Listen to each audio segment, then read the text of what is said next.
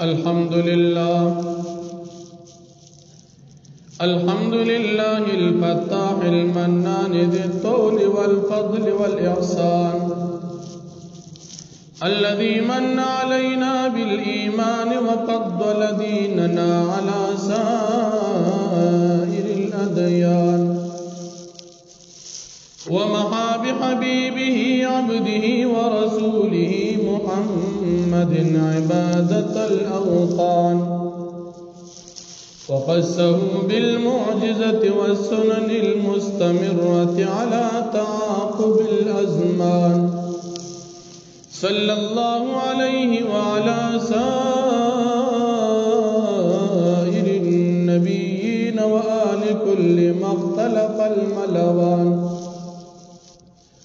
أما بعد فأعوذ بالله من الشيطان الرجيم بسم الله الرحمن الرحيم يا أيها الذين آمنوا أطيعوا الله وأطيعوا الرسول وأولي الأمر منكم فإن تنازعتم في شيء فردوه إلى الله والرسول إن كنتم تؤمنون بالله واليوم الآخر ذلك خير وأحسن تأويلا وقال النبي صلى الله عليه وسلم فقيه واحد أشد على الشيطان من 1000 عابد وقال النبي صلى الله عليه وسلم عليكم بسنتي وسنة الخلفاء الراشدين المهديين تمسكوا بها وعضوا عليها بالنواجذ وعن أبي هريرة رضي الله عنه قال قال رسول الله صلى الله عليه وسلم من صلى علي عند قبري سمعته ومن صلى علي نائيا أبلغته إمام الأنبياء بلا اختلاف وتاج الأسفياء بلا اختلال وختم الرسل بالصدر المعلى نبي هاشمي ذي جمال وما القرآن مخلوقا تعالى كلام الرب عن جنس المقال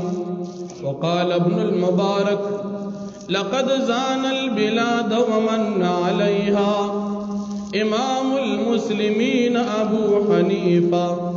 فما في المشرقين له نذير ولا بالمغربين ولا بكوفة فلعنة ربنا أعداد رمل على من رد قول أبي حنيفة وقال تعالى في كلامه المجيد إن الله ملائكته يصلون على النبي يا أيها الذين آمنوا صلوا عليه وسلموا تسليما اللهم صل على محمد وعلى آل محمد كما صليت على إبراهيم وعلى آل إبراهيم إنك حميد مجيد اللهم بارك على محمد وعلى آل محمد كما باركت على إبراهيم وعلى آل إبراهيم إنك حميد مجيد الله رب العالمين پمن او تاسو باندې لوی فضل انعام احسان کړی چې په تمام مخلوقاتو کې اشرف المخلوقات انسانان پیدا کړی بل فضل انعام احسان الله پاک او تاسو باندې دا کړی دی چې په انسانانو کې په مزیدار بهترین او د الله پاک وخت دین اسلام باندې پیدا کړی بل فضل انعام احسان الله پاک موږ او تاسو باندې دا کړی دی چې په مسلمانانو کې د امام الانبیاء محمد رسول الله صلی الله علیه وسلم امتیان پیدا کړی بل فضل انعام احسان الله پاک موږ او تاسو باندې دا کړی دی چې د نبی کریم صلی الله علیه وسلم په امت کې نجات والا جماعت اهل السنه والجماعت نجات والا جماعت کې پیدا کړی بل وی فضل انعام احسان الله پاک په من او تاسو دا کړی دي چې په څلورو مذاهب او حقو کې د امام اعظم ابو حنیفه رحمت الله علیه په مذهب باندې پیدا کړی دا د الله رب العالمین په من او تاسو باندې لوی انعامات احسانات دي د دې شکریا ادا کول په من او تاسو باندې فرض دي او دا الله رب العالمین د طرف نه من او تاسو ته مفت کې ملو شوی او دا الله رب العالمین د طرف نه من ته د اخرت د نجات د پار انعامات ملو شوی دا زمون ایمان دی چې په ټولو دینونو کې نجات والا دین صرف اسلام دی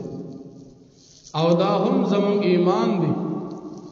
چې په ټولو مسلمانانو کې نجات والا جماعت اهل السنه والجماعت جماعت دی او دا هم زمون ایمان دی چې په تمام دنیا کې نجات والا جماعت دا مذاهب حق دی مذاهب اربعه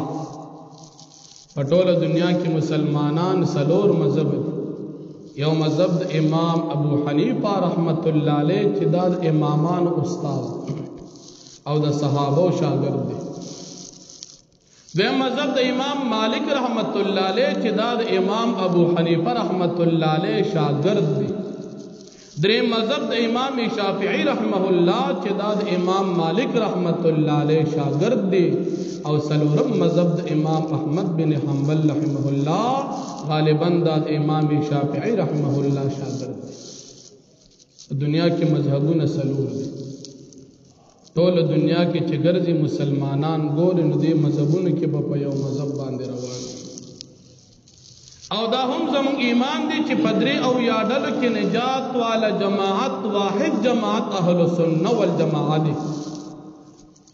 الله پاک او د نبی کریم صلی الله علیه وسلم د طرف نه چې د نجات جماعت کم نوم او علامات خودل شوی دي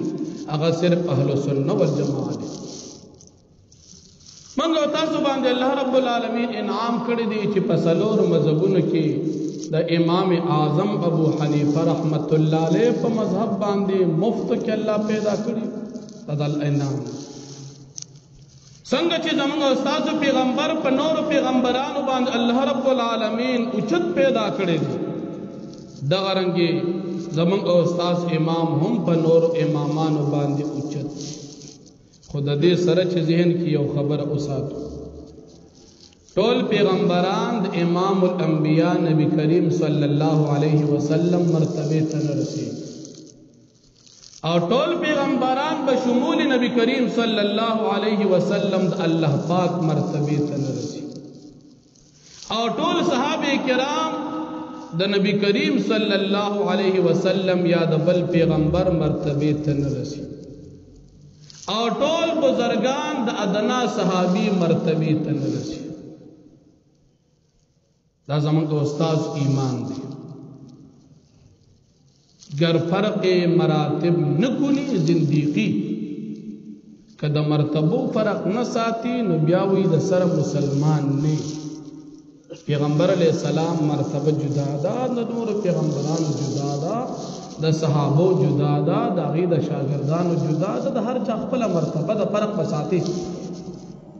دا بنوي چې خو بس ټول انسانان دي نه ټول انسانانو کې فرق دی دا بنوي چې ټول پیغمبران دي نه پیغمبرانو کې فرق دی د بعضې پیغمبر مرتبه الله اوچته پیدا کړې د بعضې هغې نه کمه ده پیغمبران خو دي خو په مرتبو کې الله ول اوچتوالی چاله ورکړی دی چاله نه لکه نبی علیہ السلام ته الله پاک یو مرتبه دا ورکړی ده چې د ټولو پیغمبرانو امام دي اوس دا مرتبه بل پیغمبر ته نه ده ملو شوي ابو بکر صدیق رضی الله عنه ته دا مرتبه ملو شوي د نبی علیہ السلام په موجودګۍ کې ټولو صحابو له جمع ورکوي دا مرتبه بل چاته نه ده ملو شوي عمر فاروق رضی الله عنه ته دا مرتبه ملو شوي د چې نبی علیہ السلام دله د فاروق لقب ورکړی دی بل چاته نه دی ملو شوي د هر چا خپل مرتبه دا مسلمان نوم د دې چې د هر چا په خپل ځای احترام کوي اوس پدې سلور مذهبونو کې زمون استاد امام ته چې الله پاک کوم مرتبه ورکړی دا بل امام ته نه دی امام اعظم ابو حنیفہ رحمہ اللہ دا صحابہ شاگرد نور شاگردان ندی امام اعظم ابو حنیفہ رحمہ اللہ دو جماعت فقہی مسائلو چکم مذہب جوڑ شوی دی دا د سلویختو مجتہدینو اجماعی یو فیصلہ دا منگ چوئی امام ابو حنیفہ سے پا مذہب کی دا مسئلہ میں امام سے بیواز نو دزان سر سلویخ مجتہدین کی نولیو او غیب چی پا شرک پا یو مسئلہ اتفاق راغی اغا با مذہب گرزی دا صدا دا سی نو چی دا جماعت یو مولو بس لیکلیو کڑا خلق کوئی چی دا مذہب جوڑ دا خدا نن سبا خلق پا گلان دی چی خبری کی تو اللہ جل شانہ منگو تاستا دا امام اعظم ابو حنیفہ رحمت اللہ علیہ پا مذہب حنفی باندے جند راکڑی دا اللہ نفی استقامت غوار اس پا مذہب باندے چلے دل دیتا علمی اصطلاح کی ویلشی تقلید سلور مذہبونا دا مقلدین دا خبر منن لگ پا بگونو کلو اور کم از کم چی پیشو چی دا منگ سو کو چی دا منگ تا پتی چی دا منگ پا حق روانیو کنا حق اسی روانیو دی طویلی شی تقلید پا مذہب چلی دلو توی تقلید او طول دنیا کی مذہبون چی سلور دی نو دا سلور امامان و مقلدین دی تو دنیا پا مختلف ملکونو کی تقسیم دی زمان کا استاذ مذہب دا امام ابو حنیفہ رحمت اللہ علیہ دی منگ داغ مقلدین نو دا تقلید ستوئی اول بداز دکو دویم دا تقلید ضرورت سدی منگ جولی کو دریم دا تقلید ثبوت آیا پا قرآن سنت کے سشتک نا اسی لگ جائے او سلورم آیات پا دی تقلید منگ او تاثر روانیو کنا مخکم سوک پا دی تیر شوی دی او پنزم دا کم خلقو چی دا تقلید پا بارک وسوسی دی دا غیب مختصر جواب کو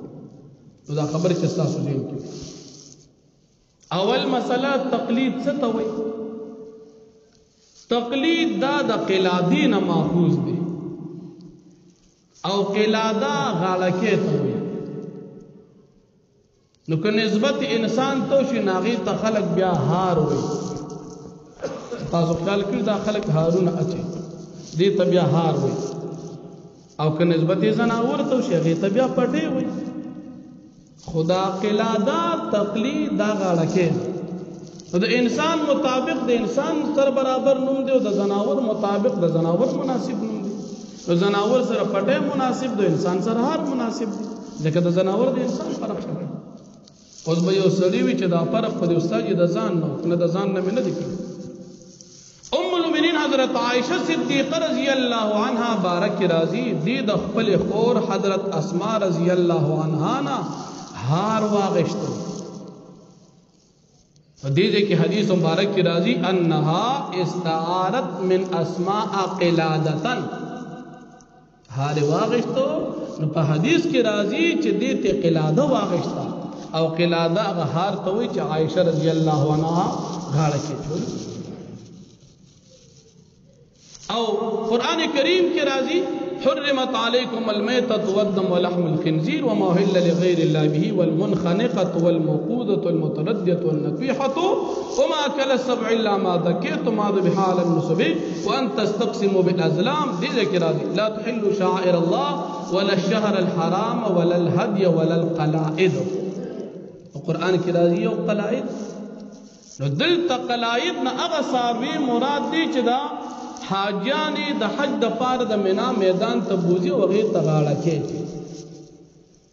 په قرآن کې چې کوم قلائد لفظ راغی جمع د قلادی ده هغه ساروی چې هغه ته حاجیان غاړه کې واچي او د مینا میدان ته قربانې له بوزي ګور زناور تم نسبت شو قرآن کې حدیث کے نسبت عائشہ رضی اللہ عنہا تموشو حدیثم ٹھیک حدیث دا مسلم شریف دی جل اول صفحہ روسل شپیتبان دی نقل دی دا تاسو زین کے کی ناصر چی تقلید دا قلادی ندی قلادہ غاڑکے توی انسان تے نسبت تو شہار دی او که زناور تے نسبت تو شنو بیا پٹے دا زدشو انشاءاللہ خبر زین کلال دا کو پا لغوی معنی کے اصطلاحي معنی کې چې دا سړی په مذهب چلیږي نو دی په کتابونو کې سنوم څه تعریف وضاحت شته کنه او شته. التقليد اتباع الغير على ظن انه محق بلا نظر في الدليل. تقلید اتباع الغیر دبل چا تابعداری کول على ظن پدی خیال انه محق چې زدا چا پس روانیم دا په حق دی بلا نظر فی الدلیل بغیر د مطالبه د دلیل نه چې مال دلیل راک علمنم کړي نه منم. دا تقلید اصطلاحي تعریف د اصول ټول کتابونو کړي. او شاه ولی الله رحمت الله علیه محدث دهلوی چا چې هندستان ته علم د مدینه او د مکه او د کوفه نه راوړي دي دا غنوم د شاه ولی الله. دا یو مسلم شخصیت دی چې په هندستان بر صغیر پاک و هند کې څوک مسلمانان دي دا منی چې یقینا دې سړی د علم راوړي. اغوی التقلید اتباع الروایت دلالتن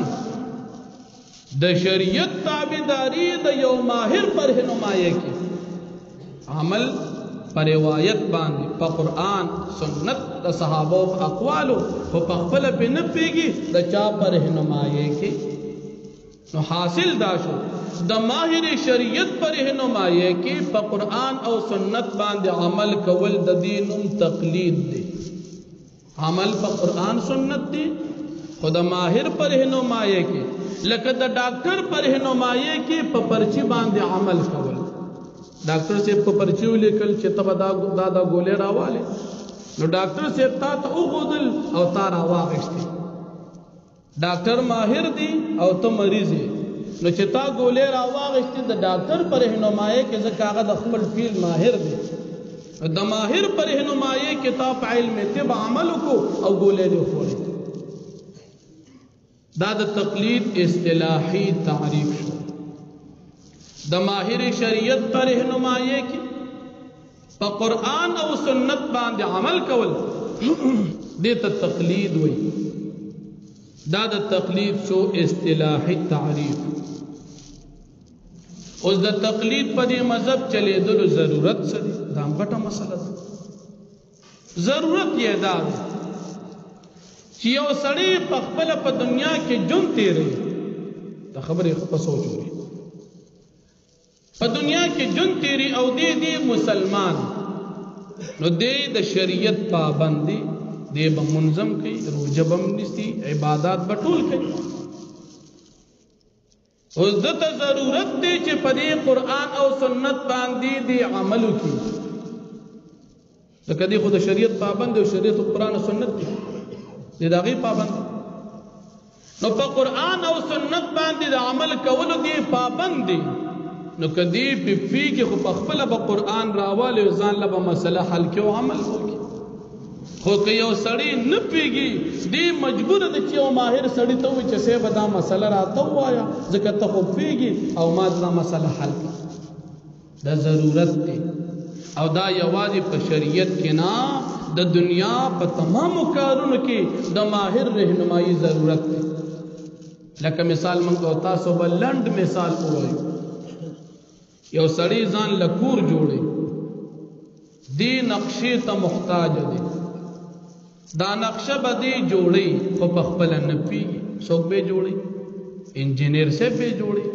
اوس دی د کور په نقشه جوړول کې د کور په تعمیر کې محتاج انجینیر ته سکول دم ویل د لسمه پاس کړی دی هغه پاس کړی خو هغه نقشو چل ورجو دلنه ورځي. یا یو سړی بیمار شو او دې ځان له د بیمارې علاج کوي علاج د ضرورت دی. لسم تعلیم د کړي د خامخا تعلیم یافته دي خود مثال په دې سکول کې انجینری کړي دا کورسونه پاغې کې کړي میډیکل کې نه دي کړي. اوس دې بیمار دی مثال د سخت تبه ده نو دې د ډاکټرې په کورس باندې په خپل نه پیږي دی بخامخا یو ماهر ډاکټر للارشي چې هغه د فن فیصدی وي هغه ته به چې سه به مال دوايي ولي که زما دا مسله ده هغه به ته دوايي ولي کې دی به راولي خبر شي ضرورت دي خامخا بس او که سړی بیمار دی وی چې نظم خلک وی پاگلی او یو سړی بیماری مړ ز په خپلم د اسکول ماویل ز بسکول کتابو کوم په کې بل کلی د طب د پاره بسخوري الکه لیونه ما جوړي غزان له غلط چیز راواله ځان ته نقصان ورسي ولی ځکه تنفي نو چې پیږي نه د فیصلې همای ضرورت دی بل مثال به وایي یو سړی زی مثال اشنا غریتا نو چې اشنا غریتا دی زی د تلار نه د معلومه چې دی زی نه متروان چل تستاب تو بیا بداسه د پته نشته او د ضرورت دی مثال مل میرا غل انتظار دی بخام خاصی نو د ضرورت دی په هغه اشنا غری کې دی به مجبورن دلته یو پیسړی ته چې سه به ما ګاډي کې یا رکشا کې یا به موټر سایکل کې نه ویاره تلارو خای چې داسې بلل مجبوری ده او کنه مثال دی وای چې زه په خپلم تکړم الله سن خپې منشته زه خپلې شم بس زم مړی او طرف ته ورسم اشنغره ته دینه دشي کې دې چې داسې چل مارو ته مخاچولې ولې ټولې لارې کې دې چې دی وای چې بداسې لړ شم بس کې دې چې التفلار کې غلط شي زه ته نه دشي اوس دی مجبور دی چې دی په خپل مقصد کې د یو ماهر او د یو فیصله رهنمایي حاصله کی الا بدی او خيار وي او کنه په خپل نه پیږي او د چا منیم نه سم خیال دی ته خلک روغ وي ک پاگل بوته دا مثال د شریعت یا بل مثال وګورئ یو سړی جمعه ترادن نشوي کتل چې خلک لګیا دي د جمع ټیم کې استاد راغله جمع درېږي دی ویزاړو جمع سره مونږ کوم ولې لګ امام خدای ته سجده لګي دا مقتدیان خو دی استاد ته سجده لګي او زه په خپل تکړه ما دی په ټول عمر کې د جمع منځو کې جمع ولاړ د تدی ولاړ جمع منځ بتیو شي د په خپلم جمع نشي ورکولې او چې جمع ته ولاړ هغه پسیم نو درېږي نو خامخا به جمع وقاتی نو مجبورن دی به درېږي که په خپل امام او په شریعت فی وی مسله په خپل حل کوي او که په خپل په مسله نه پیږي یو پی سړی ته وای چې سه به دا مسله راته وای چې زه سوکم ضرورت دی او دا په تمام امور د دنیا کې یا واجب په شریعت کې نه چې دنیا کې جون تیرې چې په کوم سیستم نه پیږي تو پاغه باندې بل نزان پی او کار وکي تقلید ضرورت شته او پیګ ورې دي ته نو چې تر راواله د اردو ترجمه او بس مال خرازي ګوره لیکلي د دې ترجمه تخفي نه وای ځان خپ پښتو کې پیګ یو سړی د قران ترجمه ورجنه ګوره دا پی نه دي یو سړی د حدیث ترجمه ورجنه دا ګوره پی نه دي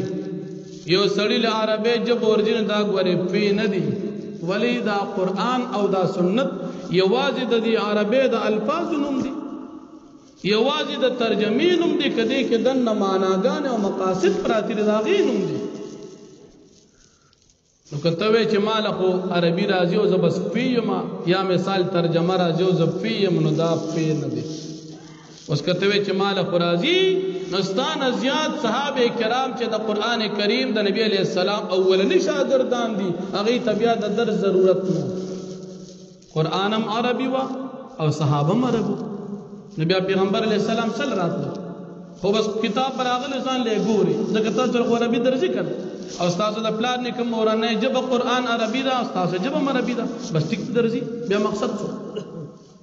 بیا قران کې الله پاک ولی نبی علیہ الصلوۃ والسلام ذمہ داري ذکر کړي یتلو علیہم آیاته ويزکیهم ويعلمهم الكتاب دا قران درس په ور کوي نو دی په دې نه په ذکر درس ورکو صحابه عربو او قران هم عربي و خو است عربي ورته نو چې عربي ورته خو بځي بیا چې موږ په خپل پیګو کړ بس ځان له بیرالو مسلو په کې روبا سنا یوازې په عربي کار نه کېدو ځکه پیغمبر علیه السلام راغی هغه ته قران اوخو نو د تقلید ضرورت شته خانو چې ضرورت جن بای سیز به زمونږ ضرورت هغه به کله کېدی شي جایز نه نو جایز بنی نو نا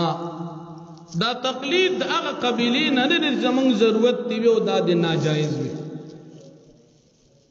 تقلید د قران نه د نبی کریم صلی الله علیه وسلم د احادیث مبارکونه او د اجماع امتنا دا ثابت دي دا ټول الاول د یو ماهر خبره منلو په دین باندې عمل کول دي تما تاسو ته چې دي ته تقلید وي حضرت ابوبکر صدیق رضی الله عنه دور دی په دغه دور کې قران کریم یوځه چالي کلی نه دی قران کریم خلکو زده کړی دی یاد کړی دی خو ګوري کتابي شکل کې لا چرته پروت نه دی او یا صحابه کرام قاریان په یو جنگ کې شهیدان شو عمر فاروق سے ابوبکر صدیق رضی اللہ عنہ تو فرمائی جکر دا قرآن کریم په یوځه یو کتابي شکل کې راجم او دا بډې رخوي حدیث د بخاری شریف ته ابوبکر صدیق سے وای دا کار خو نه الله ویلی دون پیغمبر علیہ السلام کړ دې منګه څنګه او تی نجی ضرورت تی اسین رستو خلق راشو دا قاریان دا سے شیدان کیگی سباب آغی تا قرآن نہ ملاویگی لہذا ضرورت شتا اخر دا ابوبکر صدیق رضی اللہ عنہ سینہ اللہ پاک کو لوکڑا حضرت زید ابن ثابت رضی اللہ عنہ یر اوغستو او اغتے ہوئے چے قرآن کریم پا یوزے باندی کتابی شکل کی را جمع کر چارا جمع کو ابوبکر صدیق سے د شریعت ماهر دی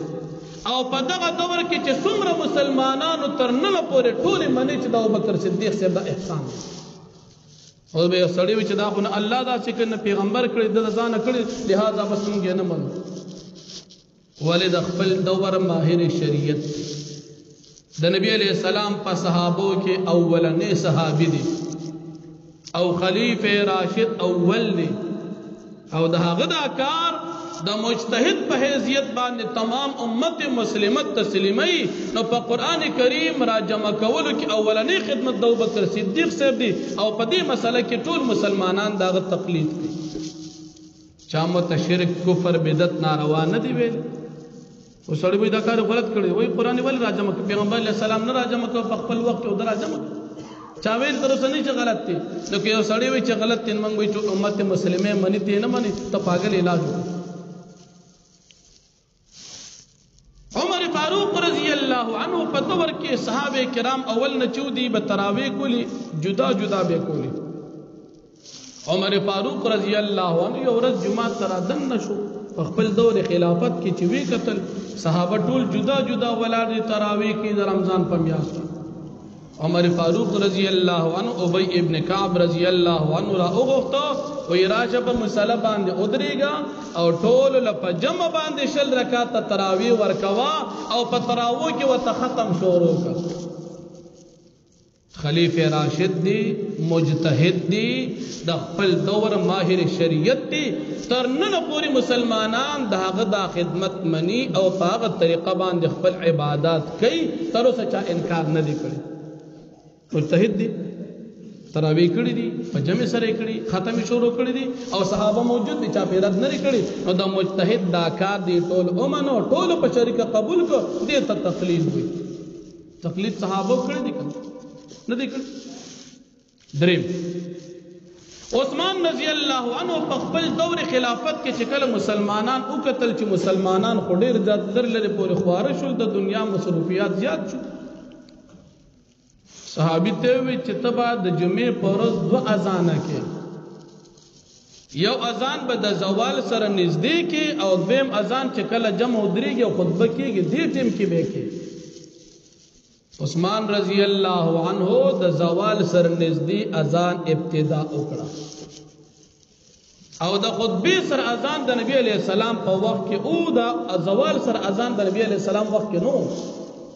ابو بکر صدیق رضی اللہ عنہ په دور کې دا اولنی اذان نو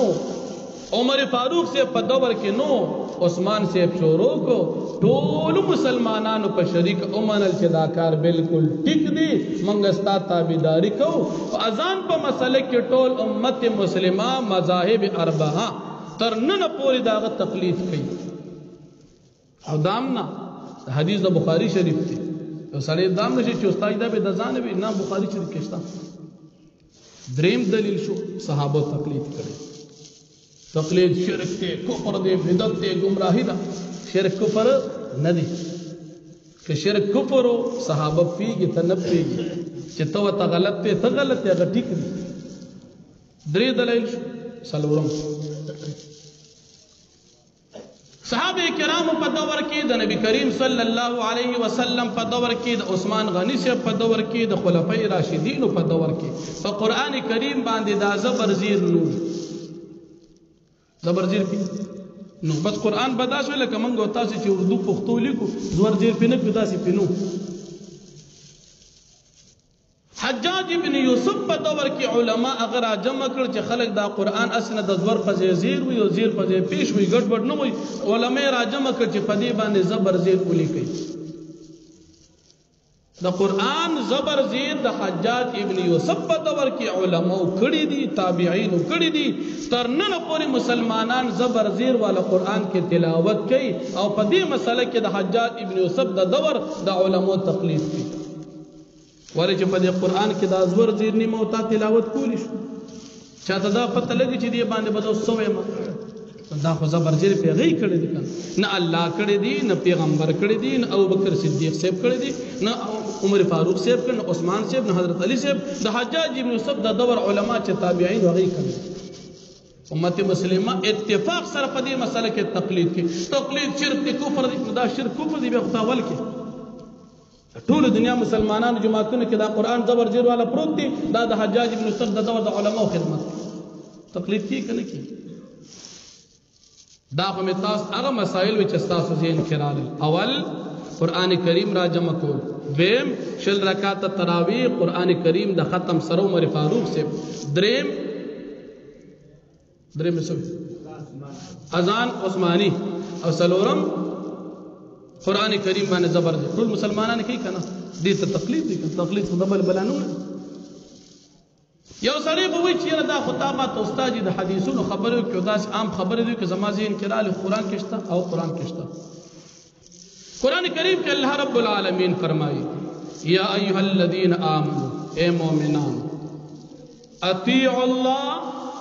د الله تابعداري وکړئ فلیک واطیعوا الرسول او د پیغمبر علیہ السلام تابعداري وکړئ دا یاران وی صرف دعا نه صبر وکړه آیات پورا کړه ورپسې وی واولی الامر منکم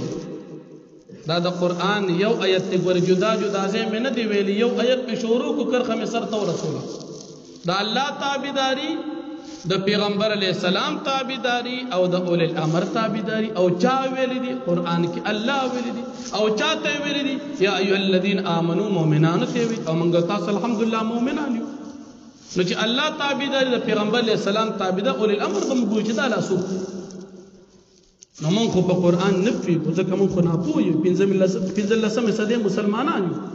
نو قران باندې فی اولنی سوق صحابه اول شاگردان د قران سوق دي اکم وخت چې نازله د صحابه دي هغه په پیګم بداغي نه ور چې هغه سو حضرت عبد الله ابن عباس رضی الله عنه فرمایي چې د مفسر قران او ترجمان القران ویل د نبی علیہ السلام د طرز ویل او سم لوی صحابي هغه وی اول الامر نه مراد فقها او مجتهدین دي او د مجتهد تابعداري ته پښتو کې موږ تقلید وایو مذهب لکه مذهب د امام ابو حنیفه سے امام ابو حنیفه سے مجتهد د اوزه منم خو دا یادو کړه اول الامر نه مراد عبد الله بن عباس سے فرمایي چې فقها او مجتهدین حضرت جابر ابن عبد الله رضی الله عنه د نبی علیہ السلام ډیر خاص صحابي دي هغه وی اول الامر نه مراد فقها او مجتهدین عبد الله بن عباس او حضرت جابر سے موږ ته تشریح وکړه چې د اول الامر نه مراد چې د الله حکم دی چې د اول الامر معنی دا د مجتهدین او تابعداري یادي او د مجتهد تابعداري څوک کوي څلور مذاهب مسلمانان کوي کړه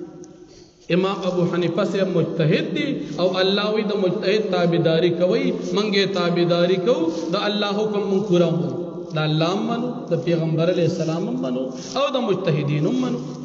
د دې وجه موږ په مذهب باندې روان یو دا د قران کریم هغه دلیل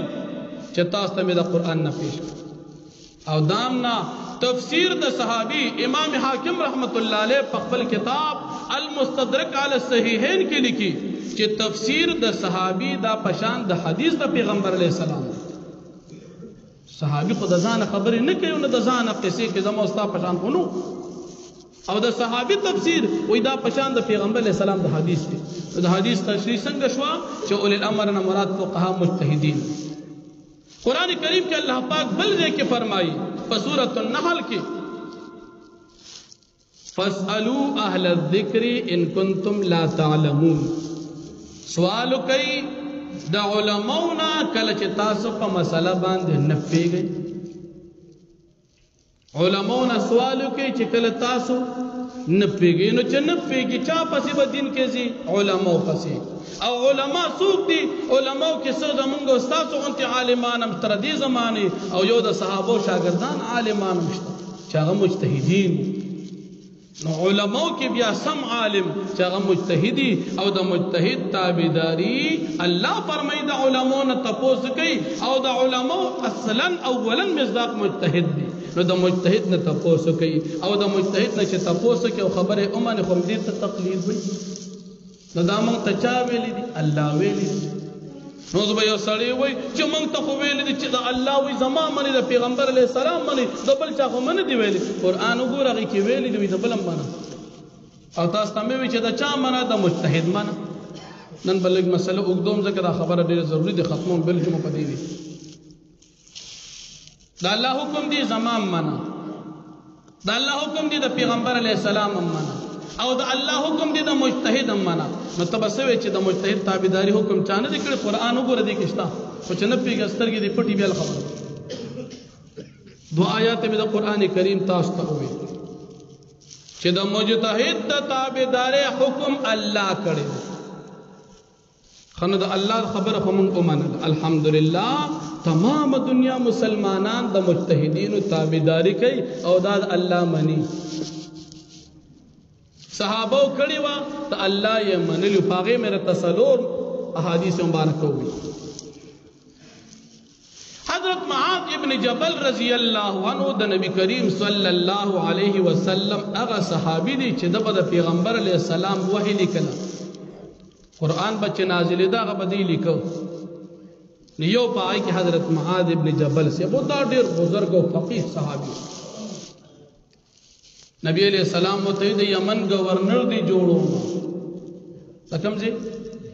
یمن خو گورنر په هغه وخت کې عالمانو فقهاو نیکان خلق نن سبا حالت جدا دي معاذ ابن جبل سے توی یمن ته دی لګم تازه گورنر جوړو خلک ته پوزونه درنکوم وای ته چې یمن ته لاړ شي تب التخلق ته فیصله د شریعت مطابق کې نو تب فیصله پس کې مسله د لراشي پس به حل کې وګونو پیږي کنه فیصله پس کې تپوس د نبی علیہ السلام کې استاد تپوس کې د خپل شاګرد نه خو استاد د پیغمبرانو امام دی او چې دا کوم شاګرد دی هغه داسې د قران وحی لیکي وی فیصله پس کې مسله د لراشي وای جی د الله پاک په کتاب باندې بس فیصله خو چاول په قران کې پچا به کوم په قران وتوی که یو مسله دا سراله چې په قران کې نو بیا بسکه وای جی تاسو په سنتو باندې بیا ګورخه نبی علیہ السلام دې کې خاموش نشو دیونه چې بس خبره ختمه شو قران سنت دی بس نور ټیک خبر ختم نه فإن لم تجد في كتاب الله ولا بسنتي که زما په سنت او د الله په کتاب کې مسله نه بیا بسکه ګورم خلک وی قرآن سنت کې رسشتن او ته په پیګ نه کنه استاد نه چنه پیګ خامخا بیا خو بچا پسې دي حضرت معاذ ابن جبل رضی الله عنه فرمای اجتهدو برأیی زب خپل اجتهاد بیا کوم ولا آلو پدې کې به کمی کوتاه نه کوم اوله فیصله په قرآن تو قرآن کی نی سنت تو سنت کی نی نبیا بزخپل سکم اجتہاد کو مجتہد ما اجتہاد کول شمزب اجتہاد کو فضرب رسول الله صلی اللہ علیہ وسلم صدره فقال الحمد لله الذي وفق رسول الله صلی اللہ علیہ وسلم نبی کریم صلی اللہ علیہ وسلم اٹھاپاو او د الله شکریا ادا کړي چې داسې سړی می مقرر کو چې هغه په مسله پیږي نو دی اولیږي یمن د یمن گورنر یې جوړ کړو. نو هلته د ډېر وخت بیا گورنر و، فیصلې به یې کولې او خلک به منلې. نو فیصله که په قرآن کې په قرآن به یې کوله، که سنت کې بنو په سنت به یې کوله، او که قرآن او سنت کې بنو په دواړو کې بیا به اجتهاد کو. او چې مجتهد اجتهاد وکړي او خلک یې مني، دې ته تقلید وایي. نبی علیہ السلام په تقلید د معاذ ابن جبل سے خوشاله شو چې خلک به ستا تقلید کوي. او معاذ ابن جبل سے بھی یمن ته ولېږه دې دپاره چې هلته به د قرآن او سنت مطابق فیصله کې په قرآن سنت او په خپل اجتهاد، او خلک به ستا تابعداري مني. نو د یمن خلکو د حضرت معاذ ابن جبل سے تقلید د نبی علیہ السلام په حکم کړی. اوس به یو سړی وي چې تقلید نشته، نو دا معاذ ابن جبل سے نبی علیہ السلام سره لېږلی. او چې معاذ ابن جبل سے بل ته گورنر و، نو په هغه وخت کې خو داسې گورنران هم نو چې خلک تېرېدل. هلته خو بیا مخامخ خبره کوله، صاحب صحابي خو ستا دا خبره داسې ده. ولې د عمر فاروق صاحب خبره مو یاده نه ده چې کله بادشاه شو وایي صاحب تا ته خو 2 څادرې میلو شوي دي، څنګه چل دی؟ او یو زه جواب نه درکوم، داسې مې درکړي، وایي یو زما دی او یو زما د پلار دی، ما خپل څادر د پلار نه ورکړ. هغه وخت کې داسې وخت و. نو معاذ ابن جبل صاحب ګورې څه داسې سړی نو چې خلک تېرېدل او چا ورته سمه خبره نه کوله. د یمن خلکو تقلید وکړو د حضرت معاذ ابن جبل صاحب. وی که تقلید و تقلید شته که نشته؟ یو سړی وی شرک دی، کفر دی. شرک کفر نه دی، ټیک ټاک دی. قرآن نه ثابت، نبی علیہ السلام سنت نه ثابت، د صحابه کرامو د اتفاق نه تاسو ته 4 دلایل وي. اوس په دې کې ستاسو په ذهن کې دا راشي چې یاره د ابوبکر صدیق صاحب تقلید مونږ ولې نه کوو، د عمر فاروق صاحب ولې نه کوو؟ او دا خلک وایي چې تاسو د ابو حنیفه صاحب تقلید کوي چې د صحابو شاګرد د ابوبکر صدیق صاحب ولې نه کوي. دا خبره ذهن کې یاد وساتئ چې دا تقلید کېږي د هغوی د مسایلو. لکه تا ته اوس مسله پېښه شوه، ابوبکر صدیق صاحب له خو به ته کور ته نه ځې، خو د هغه مسله به راخلې که نو په مسله به عمل کې. تا ته خو څه جګړې ضرورت نشته چې هغه د سره ودرېږي جګړې درله وکړي.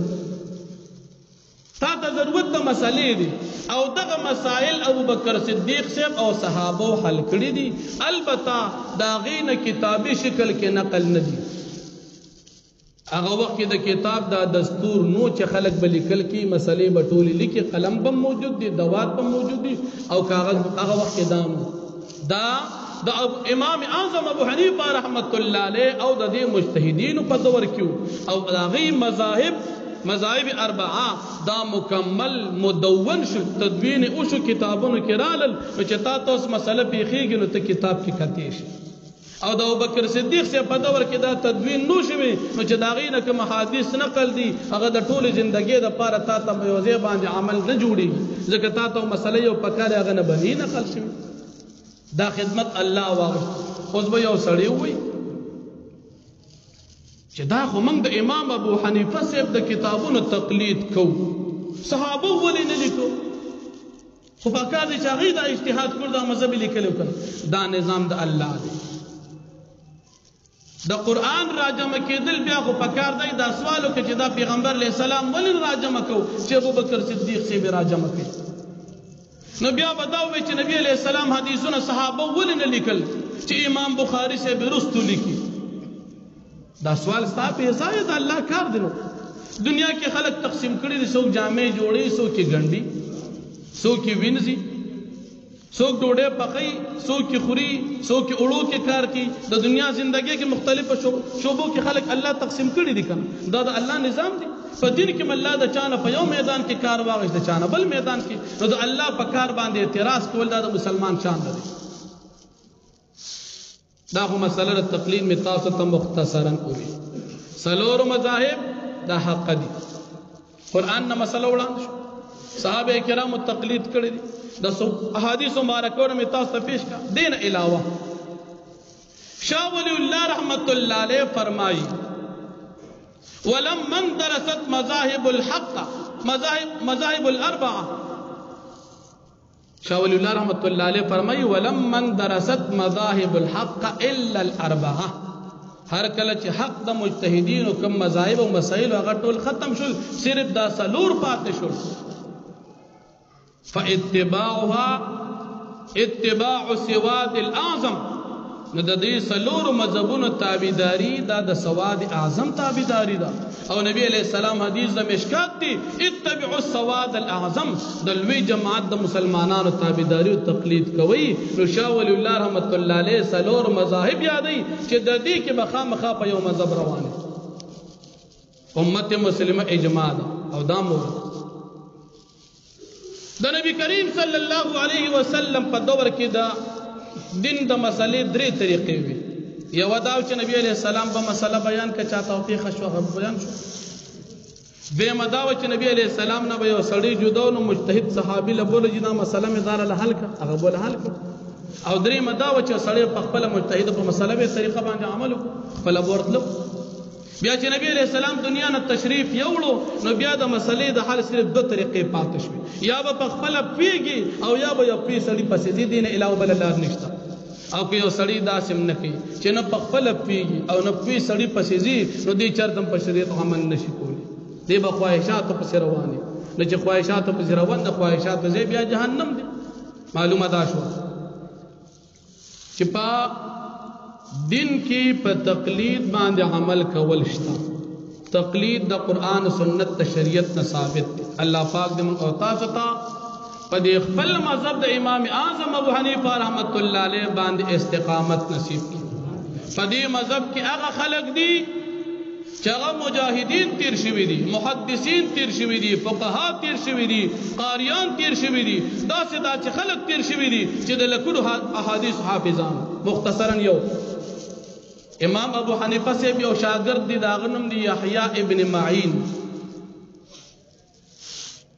د شپږ لاک احادیث حافظ دی خو مسلې په خپل نشي حل کولی. حدیثونه شپږ لاک یاد کړی دي خو په مسلو کې چا پسې دي؟ امام ابو حنیفه سے پسې دي. نو البته سوي چې وسلیل حدیثونه ورته بس هغه په مسلو په پیږي نه په مسلو باندې فیدل د وسکار مو. نو په مسلو کې روان امام سے پسې او حدیثونه یاد کړو شپږ لاک لګ دي کډیر دي ډیر زیات حدیثونه دي. وګوره په مسلو کې په خپل ځان شتور به معاد نه جوړ کړي چې په کوم طرف روانه وبزه کم از کم په دې مذاهب اربعو کې امام بخاری رحمت الله علیه ګور امام شافعی سے په مذهب دي. خلک وی حدیثونه موږ منو نو چې حدیث منی خو مذهب باندې روان دي. امام مسلم رحمت الله علیه د امام شافعی سے په مذهب دي نو که په مذهب باندې شرک امام مسلم دی کافر کو. امام ابو داود رحمت الله علیه حدیث غټ کتاب دو جلد لیکل چې علما کله د سربندي کې دا کتابونه وای هغه درته ویم.